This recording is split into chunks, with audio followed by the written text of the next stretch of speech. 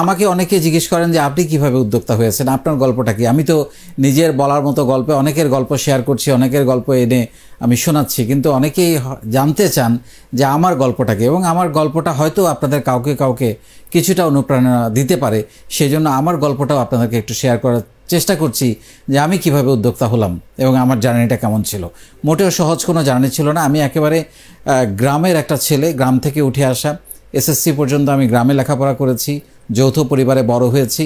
একটা সকালে একটা পিঠা 3 জনে ভাগ করে খেয়েছি। এটা শেয়ারিং ছিল, কোনো অভাবের কারণে না। মানে আমরা ওই চুলার পাশে শীতকালে গরম গরম পিঠা হতে থাকে, আর একটা যখনই হয় ওইটাকে 3 ভাগ করে আমরা 3 জন খেতাম, আরেকটা হলে আবার 3 ভাগ করে 3 জন, এভাবে করে বড় হওয়া। এবং এই যৌথ পরিবার আমাকে আসলে অনেক কিছু শিখিয়েছে। শেয়ার করা, কেয়ার করা, কীভাবে পড়ে গেলে বারবার উঠে দাঁড়াতে হয় সেটা আমাকে শিখিয়েছে। তারপর উচ্চশিক্ষার্থে আমি ঢাকায় আসি। রেজাল্ট মোটামুটি অ্যাভারেজ ছিল। এসএসসিতে আমি ফার্স্ট ডিভিশন পেয়েছিলাম। তারপরে আমি এসএসসি ভর্তি হওয়ার জন্য ঢাকাতে আসি। স্বাভাবিকভাবে আমি সারা জীবন একটা কঠোর নিয়ম শৃঙ্খলার মধ্যে ছিলাম। ঢাকায় এসে হঠাৎ করে স্বাধীন হয়ে গেলাম, কোনো অভিভাবক নাই চোখের সামনে, যার কারণে লেখাপড়ায় খুব একটা মনোযোগ ছিল না। আর এমনিতেও আমি লেখাপড়ায় একটু ফাঁকিবাজ ছিলাম বরাবরের মতোই। তো যেটা হলো, প্রথম বছরে আমি তিতুমির কলেজে পড়তাম। আমি প্রথম বছরেই আমি আইএসসি, তখন আমি ইন্টারমিডিয়েট সায়েন্সে এবং ম্যাট্রিক সায়েন্সে ছিল, কারণ বাবার স্বপ্ন ছিল আমি ইঞ্জিনিয়ারিং পড়ব। প্রথম বছরেই আমি ইন্টারমিডিয়েট ফেল করে ফেলি। এবং ফেল করার পর যেটা হয়, যৌথ পরিবারে যেটা বলছিলাম যে সবাই আমাকে নিয়ে নানান কথাবার্তা বলা শুরু করে যে বাবার এক ছেলে নষ্ট হয়ে গেছে, উচ্ছন্নে চলে গেছে, কিছুই হবে না। আমি বেশ কয়েকবার পরিকল্পনা করেছিলাম ঘর থেকে বের হয়ে যাব। এরকম একটা পরিকল্পনা করতে গিয়ে তখন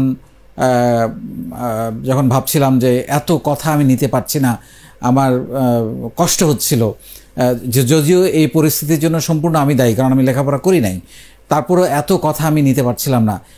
ঠিক এরকম একটা সময় আমার বাবা ঢাকায় আসেন, এসে আমাকে বলেন যে বাবা, তুমি আবার শুরু করো, তোমার প্রতি আমার বিশ্বাস আছে, তুমি পারবে। এই কথাটা আমার মনে হয় যেন আমি অনেক হতাশার মধ্যে কিছু একটা পেলাম, এবং আমি লেখাপড়া কিছুটা করার চেষ্টা করলাম। তারপরেও রেজাল্ট খুব একটা ভালো হয়নি, সেকেন্ড ডিভিশন পেলাম পরের বছর। তারপরে যেটা হলো যে আবার আমাকে নিয়ে হাসি ঠাট্টা, আমার আত্মীয় স্বজন বন্ধুবান্ধব, ওকে দিয়ে কিছু হবে না জীবনে, হয়তো মাস্টারি করবে বা কোনো একটা চাকরি কোনো রকম করবে, এইরকমভাবে দিন যাবে। কারণ আমি ততদিনে আমার বাবার স্বপ্ন ধূলিসাৎ করে দিয়েছি। ইঞ্জিনিয়ারিং পড়ার মার্কসই পাই নাই আমি, ম্যাট্রিক ইন্টারমিডিয়েট মিলে আমি কোনো ইঞ্জিনিয়ারিং ইউনিভার্সিটিতে ভর্তির পরীক্ষা দিতে পারি নাই, ডাক্তারি তো প্রশ্নই আসে না। এমনকি বাংলাদেশের সকল ইউনিভার্সিটিগুলো, বড় বড় Dhaka university, Chittagong university, Jahangirnagar university, এইগুলোতে আমি ভর্তি পরীক্ষায় কোথাও চান্স পাইনি। ভীষণভাবে ভেঙে পড়ি। এগেইন আমাকে নিয়ে হাসি ঠাট্টা তামাশা শুরু হয় যে ওর তো লাইফ শেষ। তো যাই হোক, এরকম একটা অবস্থায় আমি হঠাৎ করে একেবারে ইউ টার্ন করে সায়েন্স থেকে কমার্সে গিয়ে আমি বিকম ভর্তি হই আবার তিতুমির কলেজে, এবং পাস কোর্সে বিকম। এবং আবারও আমাকে নিয়ে নানান রকমের তুচ্ছতাচ্ছিল্য, আমার বিশেষ করে আমার বন্ধুরা এবং আমার রিলেটিভসরা, যে অনার্স পড়ার যোগ্যতাও হলো না তোমার, তুমি এত খারাপ ছাত্র, কি করবা জীবনে বিকম পাশ করে। বাট আমি বিকম পাশ পড়তে গিয়ে আমি আসলে নিজেকে আবিষ্কার করি। আমি নিজের সঙ্গে কথা বলা শুরু করি। তখন থেকে আমি নিজেকে প্রশ্ন করি যে ইকবাল বাহার, এটা তো তুমি না, তাইলে তোমাকে সবার আস্থা অর্জন করতে হবে। এই যে পরিবার, এই যে যৌথ পরিবার, এই যে আত্মীয় স্বজন বন্ধুবান্ধব সবাই তোমার থেকে মুখ ফিরিয়ে নিল, এটার জন্য ওরা দায়ী না, দায়ী আমি। তাহলে আমাকে এটা আবার ঘুরোতে হবে। সেই জন্য আমি যেটা করলাম, ব্যাপকভাবে প্রতিটা দিন, প্রতিটা মুহূর্ত আমি কাজে লাগাতে শুরু করলাম। আমি টিউশনি করতাম, পার্ট টাইম জব করার চেষ্টা করেছি। সেই সময়ে কিন্তু আমাকে পার্ট টাইম জব দেওয়া হয় নাই। বলেছে তুমি তো ইন্টারমিডিয়েট পাস, যদিও আমি বিকম পরীক্ষা দিয়েছি মাত্র তখন, তোমাকে দিয়ে তো আমরা চাকরি দিতে পারবো না। আমি বললাম যে আমার কোনো বেতন লাগবে না, আপনি আমাকে কাজ করার সুযোগ দেন। তো আমি 6 মাস একটা প্রতিষ্ঠানে বিনা বেতনে কাজ করেছি, শুধুমাত্র শেখার আগ্রহ থেকে। তারপর যত স্কিলস শেখা দরকার, কম্পিউটার শেখা, ইংরেজি শেখা, এগুলো সব কিছু আমি একই সঙ্গে টিউশনি করা। মানে আমার দিন রাত কোনো হয় লেখাপড়া, নাইলে স্কিলস, নাইলে চাকরি করা, এইভাবে আমি আমার রুটিন করতে থাকি। এবং যথারীতি আমি গ্র্যাজুয়েশনটা ভালোভাবেই পাশ করি। পাশ করার পরে আমি গিয়ে সিএ ভর্তি হই। সিএ ভর্তি হওয়ার পর দেখি সবাই আমার দিকে ঘুরে তাকানো শুরু করেছে। ততদিনে ইকবাল, বাহার, জাহিদ, আমার নিকনেম জাহিদ, জাহিদের মতো আমার পরিবারে ভালো ছেলে আর কেউ নাই। খুবই সারাদিন নিজের ক্যারিয়ার নিয়ে ভাবছে, লেখাপড়া করছে, কারো সাথে নাই পাচ্ছে নাই, প্রচণ্ড ক্যারিয়ারিস্টিক, যে যেখানে পাঠাচ্ছে। মানে আমি আবার জনপ্রিয় হয়ে গেলাম পরিবারে। তারপরে আমার বন্ধুবান্ধবরা হয়তো অনার্স সেকেন্ড ইয়ারে, থার্ড ইয়ারে পড়ছে বা ইঞ্জিনিয়ারিং পড়ছে থার্ড ইয়ারে, আমি ততদিনে কিন্তু রোজগার করা শুরু করেছি। পার্ট টাইম কাজ করি, সিএ পড়ি, সিএতে আপনারা জানেন যে কিছু রোজগার হয়, আমি টিউশনই করি। সো আমার অন্যরকম লাইফ শুরু হয়ে গেল এবং আমার আর পিছনে ফিরে তাকাতে হলো না। এরপরে যেটা হলো, আমি একটা জবে, ফর্মাল জবে ইন্টারভিউ দিই এবং প্রথম ইন্টারভিউতে আমার জব হয়ে যায়। কারণ ওই যে 6 মাস আমি পার্ট টাইম কাজ করেছি কোনো বেতন না নিয়ে, সেইটা আমাকে এই চাকরিতে প্রথম ইন্টারভিউতেই জব পেতে সাহায্য করে এবং এর মধ্যে আমি সব স্কিলসগুলো শিখে ফেলেছি। তারপরে আমি একটা আইটি কোম্পানিতে জয়েন করি এবং এরই মধ্যে যেটা হয়, আমার বিয়ে হয়ে যায় ঘটনাচক্রে। খুব অল্প বয়সে বিয়ে করে ফেলি, সংসারের মানে দায়িত্ব আমার কাঁধে চলে আসে। স্বাভাবিকভাবে আমার ক্যারিয়ারটা নিয়ে আমাকে আরও ভাবতে হয় এবং চাকরি করতে করতে এক পর্যায়ে আমি এর মধ্যে 2-3টা জব সুইচও করি। কিন্তু আমার মধ্যে কতগুলো জিনিস খুব স্ট্রাইক করে। দুটো জিনিস খুব স্ট্রাইক করেছে। একটা হচ্ছে 9টা-5টা আমার পছন্দ হতো না। আমি আসলে চাকরির লাইফেও 8টা, 9টা, 10টা পর্যন্ত কাজ করতাম কেন, আমি আসলে অন্য ডিপার্টমেন্টগুলো কি কাজ করছে, আমি 5টার পরে 6টার পরে ওইগুলো আমি ফোর্সি করতাম, আমি ওইগুলো দেখতাম, অবজার্ভ করতাম। তো আমাকে নিয়ে অনেকে হাসি ঠাট্টা করতো যে এমডিকে দেখানোর জন্য সে 9টা-10টা পর্যন্ত অফিসে থাকে। বাট আই ডোন্ট কেয়ার, আমি তো জানি আমি কি করছি, আমাকে কিছু একটা করে দেখাতে হবে, এটা আমি জানতাম। সো এইটা আমাকে খুব স্ট্রাইক করতো। আরেকটা হচ্ছে যে আমি অন্যান্য, যেমন আমি যেহেতু চার্টার্ড অ্যাকাউন্টেন্সি পড়েছি, তারপরে আমি অ্যাকাউন্টসে কাজ করছি, কিন্তু আমার অন্য ডিপার্টমেন্টের কাজগুলো আমার করতে খুব ভালো লাগতো, যেমন marketing, branding, customer care, HR, business development, এই জায়গাগুলোতে আমার কাজ করতে ভালো লাগতো এবং আমি সবসময় ওইগুলোতে গিয়ে আমি একটু নাক গলানোর চেষ্টা করতাম। তখন আমার মনে হলো আমার তো নিজের একটা প্রতিষ্ঠান দরকার, তাহলে আমি সব ডিপার্টমেন্টে কাজ করতে পারবো। এইটা মূলত এই দুইটা জিনিস, 9টা-5টা এবং অন্য ডিপার্টমেন্টে কাজ করার একটা আগ্রহ, এইটা আমাকে উদ্যোক্তা হতে নিজের ভেতরে প্রশ্ন তৈরি করে যে আমার একটা প্রতিষ্ঠান দরকার। যথারীতি আমরা 5 বন্ধু মিলে একটা প্রতিষ্ঠান করার পরিকল্পনা করি এবং 6 মাসের মাথায় সেই পরিকল্পনা ভেস্তে যায়। কারণ আমরা যখন প্রায় সিদ্ধান্ত নিলাম আমরা চাকরি ছেড়ে দিব এবং কোম্পানি শুরু করব, তখন আমার বাকি 4 বন্ধু বলল যে সম্ভব না দোস্ত, কারণ সংসার আছে, ফ্যামিলি আছে, ফিক্সড একটা স্যালারি পাই, সো আমার পক্ষে চাকরি ছাড়া সম্ভব না। কেউই চাকরি ছাড়তে রাজি হলো না। পরে ওই কোম্পানিটা কিন্তু আমার হলো না।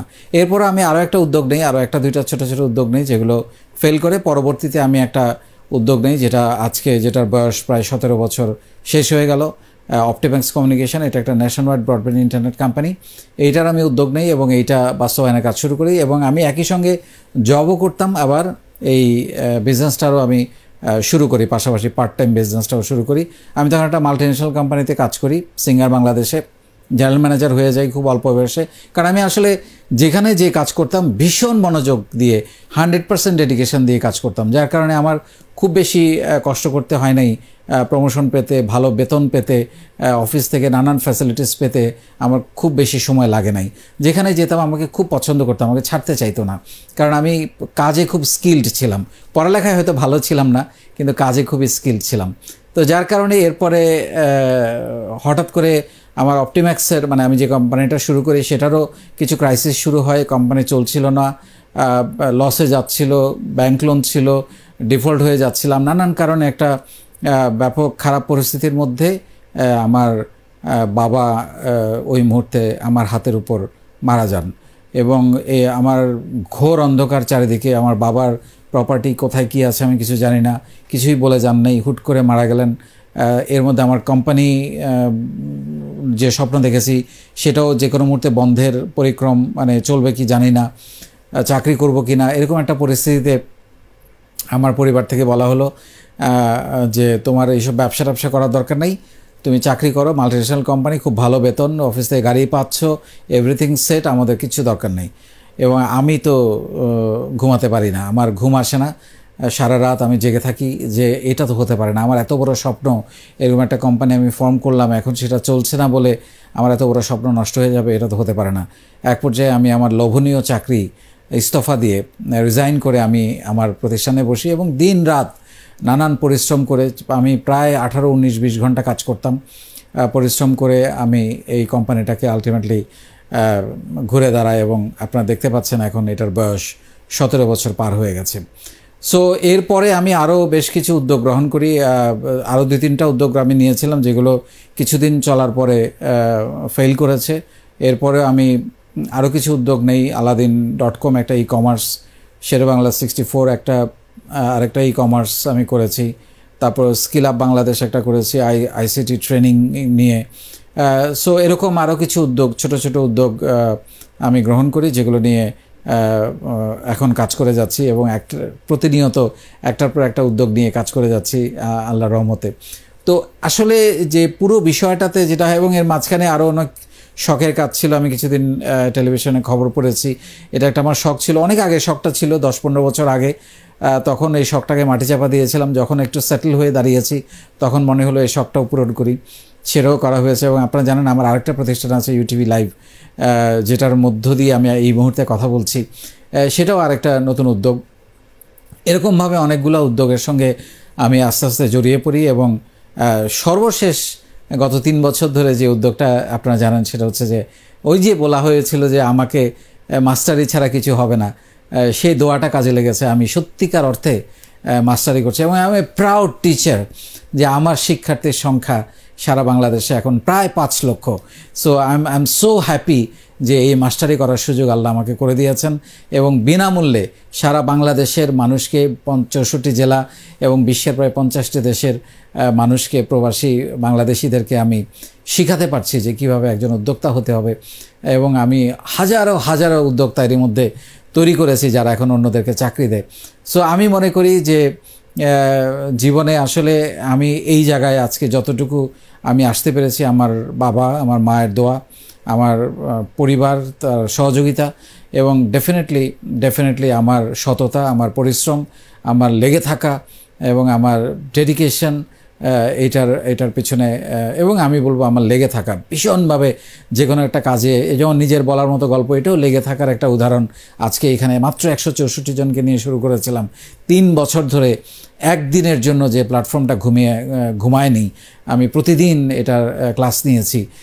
সেটা সম্ভব হয়েছে আমার লেগে থাকা অ্যাটিটিউডের কারণে এবং যেটা আমি ছড়িয়ে দিতে চাচ্ছি সারা বাংলাদেশের তরুণদের মাঝে, যে কোনো একটা উদ্যোগের পিছনে, স্বপ্নের পিছনে কিভাবে লেগে থাকতে হবে। আমি আসলে শুধু স্বপ্ন দেখাচ্ছি না, আপনারা জানেন আমি কিভাবে স্বপ্ন বাস্তবায়ন করতে হয় সেটা আপনাদেরকে প্রতিনিয়ত শেখাচ্ছি এবং এটাই হচ্ছে আমার গল্প। এবং আমি এখন হাজারো লক্ষ গল্প তৈরির উদ্যোগ নিয়েছি এবং সেটা ইনশাল্লাহ করে যাব আমি যতদিন বেঁচে থাকব। তবে আমাকে অনেকে প্রশ্ন করেন নিজের বলার মতো গল্প নিয়ে আমি পাগলামি কেন করছি। আমি আসলে বাংলাদেশের জন্য একটা কাজ করতে চেয়েছি, বাংলাদেশের তরুণদের পাশে দাঁড়াতে চেয়েছি, যেটা বিনামূল্যে কোনো টাকা পয়সা ছাড়া মানুষের জন্য কাজ করি, যাতে করে আমি একদিন যখন থাকবো না, অন্তত যে মানুষটা আমাকে কোনোদিন দেখে নাই, আমার শিক্ষা গ্রহণ করেছে, তার চোখে এক ফোঁটা জল আসে যে আহারে এই মানুষটা থেকে, ইকবাল বাহার থেকে আমি কিছু একটা শিখেছিলাম, যার কারণে আমার জীবনটা বদলে গেছে। সো এইটা হচ্ছে আমার অনুপ্রেরণা, আমার ইচ্ছা, আমার আগ্রহ। সো ফাইনালি একটা কথাই বলবো, জীবনে লিখিত পরীক্ষায় বা সার্টিফিকেট পরীক্ষায় সব জায়গায় সেকেন্ড ডিভিশন পেলেও জীবনের বাকি সব পরীক্ষায় আমার ফার্স্ট ক্লাসটা কখনো হাতছাড়া হয়নি। সেটা সম্পর্ক বলি, বন্ধুত্ব বলি এবং কাজ বলি। সো এটাই আমার জীবনের গল্প এবং আপনাদেরও এরকম অনেক গল্প তৈরি করার জন্য আমি আমার বাকি জীবনটা উৎসর্গ করলাম। অনেক ধন্যবাদ।